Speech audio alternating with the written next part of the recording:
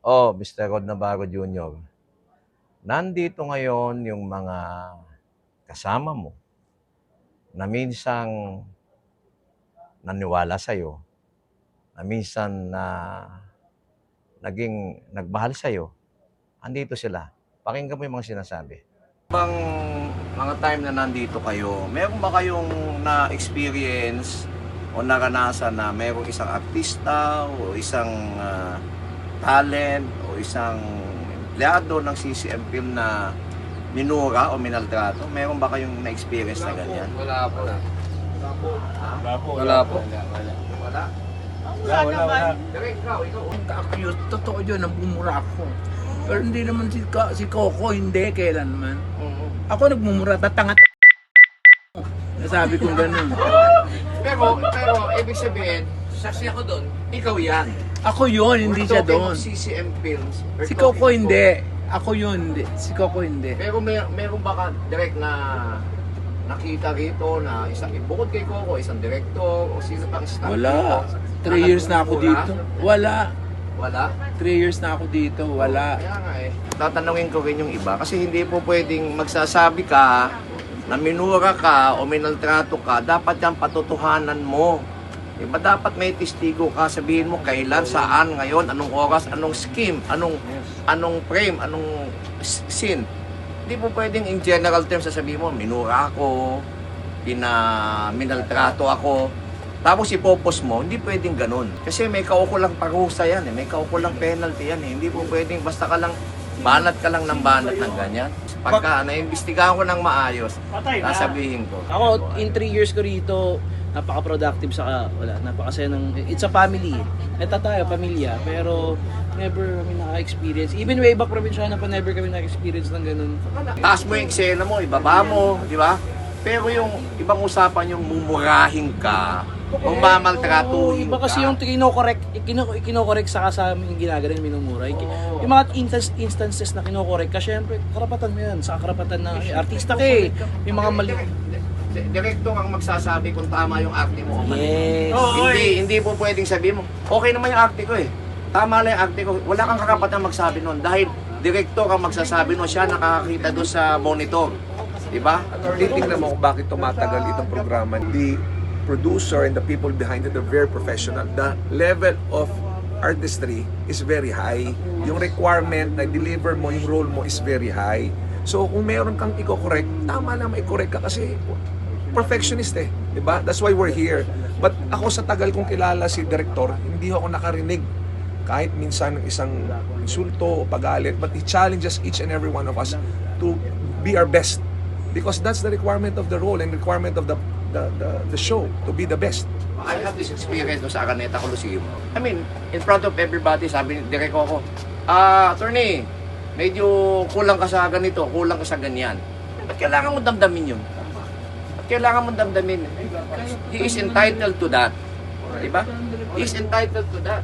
He's entitled Diba? to criticize the actor's performance. If necessary. Tama. Because that is required of the Ngayon, role. For the good of the Ayaw show. mo. Pero hindi naman masama ang sinasabi. Hindi naman nagmumura. Never. I've been here for 3 years. I never heard any single mura coming from him. Not at all. And kung totoong minaltrato ka, kung totoong minura ka, right there and then umalis ka. Right there and then umalis ka, pumunta ka sa presinto, mag-report ka. Pablatter mo yung sinasabi sa iniinsulto ka. That is a crime. Attorney, ako nga, first time akong pumasok sa industriya na ito, ang pagkain mo asikaso, ang pinagbibisa natin, may aircon, maayos. Lahat maayos, inaasikaso ka, lahat magsalubong pa lang sa iyo, naasikaso ka na. Paano sabihin, maltratuhin ko na mismong taong nagbigay sa iyo ng opportunity na dapat nga magpasalamat ka eh. Dahil nandito ka, di ba? Hindi ka naman siguro tatagal dito ng 3 taon kung hindi ka rin minaltrato ka. Kagaya ko siguro, hindi naman ako tatagal dito. Walang ganun eh. Walang ganun, walang nangyaring ganyan sa ako sa 9 months, walang nangyaring ganyan. I'm very happy and I'm very honored and privileged and I thank you, Direk Coco, for the opportunity that you've given me. Maraming salamat. Kasi ako galing talaga ako sa baba. Gaya namin na talagang galing sa baba. Na talagang, pagka nangyayari naman talaga kahit saan naman kahit saan naman hindi lang naman dito sa industriyang to eh. Ngayon, pag nangyayari yung ganun, huwag mo itatanong ng problema, na itatanong mo anong problema mo. Anong diferensya mo? Yun ang ginawa ko nung nagsisimula ako. Inayos ko, ginalingan. Basta inayos ko. Ayoko magkamali. Gusto kong pagdating sa set, maayos na professional ako. Wala magiging problema na maniwala ka. Kagaya rito mga kasama ko. Saka yung learnings, never ending Yes. yung learning sa Correct. isang... Dapat lagi ka natututo, dapat lagi ka magpakumbaba. Kasi hindi mo kailangang dalhin yung... Hindi gateway, hindi siya ticket yung kung ano yung estado ng magulang mo or ng ibang tao para... Para sa akin malinaw yung kaibahan na kinokorek mo kaysa sa nang aalipusta ka lang. Halimbawa si Happy. Happy, ayusin mo yung damit mo. Kinokorek mo yan. Tinatama. Tapos, Happy, ang pangit mo. yan ang pang-aalipusta na yan. Magkaiba yun. Basta ako thankful ako kay Direk Coco sa opportunity na binigay niya. So lahat tama na dapat entitled siya for criticism sa atin kasi siya yung captain of the ship eh. 'Di ba? Actually, wala kang criticisms eh. Ang sinasabi lang, oh, dagdagan mo yan, mali yan. Ito ng show, bit-bit niya to. So reflection din niya ito kung lahat kung ano yung magiging product ng show na to. He didn't do anything like that. Yun yung malinaw. Well, for the past year that we've been here, I've never heard him raise Wala. his voice Wala. at all. Ilang taon na kayo sa Batang Quiapo? 3 years. Ever since, di ba? Lagi kayo nandito. Doon ba, sa pananatili nyo dito, sa experience nyo ba rito, meron ba kayong na-experience na isang artista o isang production staff o isang tauhan natin na pinagmumura o ininsulto ni Direk Coco o nung kahit na sino? Meron ba kayong nakitang ganun? Never. Never. Oh. So, walang mga ganyang pangyayari. Ano ang sinasabi nyo kapag may taong nagsabing ganyan, na siya daw ay minura, ininsulto ng direktor, ano yan, gawa-gawa niya lang?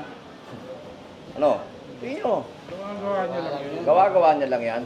Dahil wala kayong nakikita. Wala naka-experience sa wala. Ever since, di ba? Wala namang ganyan. O, sige, salamat. Ilang taon na kayo dito? 3 years. Doon ba sa pag nandito kayo, nakikita nyo lahat, yung taping, yung mga artista, yung production, yung utilities, etc. Meron ba kayong naranasan kahit minsan lang na nakita nyo ang isang artista ay minura at ininsulto? May nakita ba kayo? Wala po. May nakita ba kayo? Wala po. Kahit isang beses? Wala po. Kahit galit na sabi mo, galit na galit yung director dahil mali pag-arte. Ano ba kayo nakitang minura? Wala po. Wala? Wala po. Sigurado ha? Wala po. Kasi kami, katulad ko, hindi naman ako araw-araw nandito. Ang taping ko, MWF, kayo, almost everyday nandito kayo. So may nakita ba kayo? Sige, Laro. Magandang gabi mga kabatang Quiapo. Ito nga po pala si Kuya Fred, isa po sa mga fight director ng Batang Quiapo po.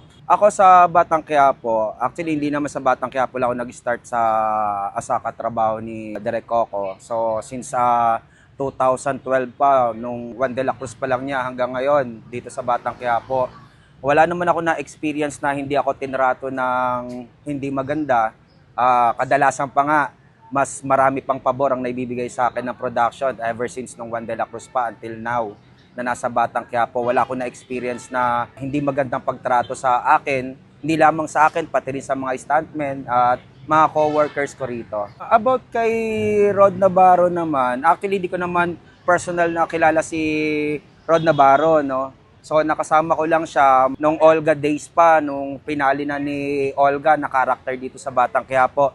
So sa mga nakita ko naman sa kanya, so personal opinion ko lang, as a fight director niya rin nung time na yon, alam naman natin pagdating kay Direk Coco, pag once na nag-instruction ng mga instructions sa mga tao, even sa mga artista, so gusto niya na sa nakita ko ultimo yung pag-acting niya, o pag-acting ng mga artista, kahit maliliit na detalye, tinuturo ni CM yon. So wala akong nakita na rason para sabihin na namura siya nung araw na yon. Dahil sa lahat naman halos ng artist, mismong si Direk Coco ay na-acting niya kung ano yung gusto niyang lumabas dun sa eksena na yon, o lalo sa particular na eksena na yon na kukunan namin. So wala akong nakita na reason para siguro sabihin niya na maltrato siya o na nagkaroon siya ng experience na hindi maganda rito during that day. Sa akin nga as a personal na fight director mismo, hindi ko na-experience yung ganun sa kay CM o kay Direk Coco mismo. At saka wala ko nakitang masama na or masamang sinabi si Direk Coco sa kanya. Hindi ko lang alam kung ano yung reason niya kung bakit kailangan niyang magsalita ng ganun ngayon. So siguro nakakalungkot lang kasi syempre magkaibigan din kami talaga ni Rod Navarro simula nung day na yon hanggang ngayon.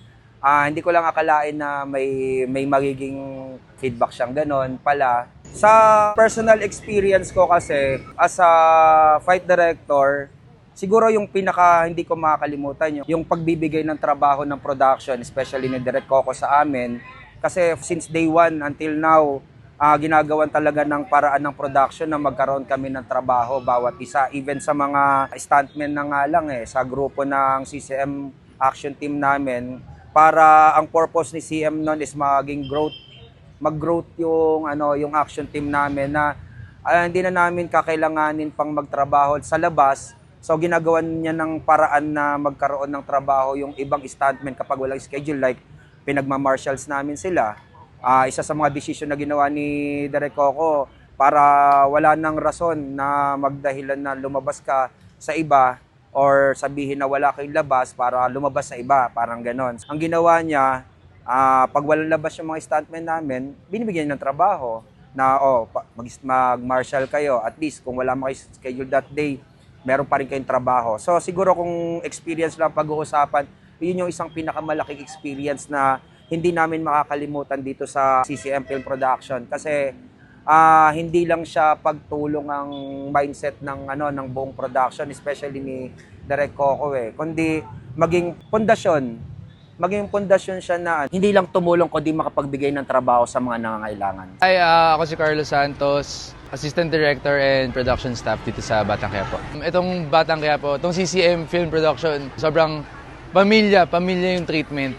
Kung may mga hindi magagandang nasasabi, actually lang naman yun work-related, and kahit na mahirap yung mga kinukunan namin, masaya pa rin masaya.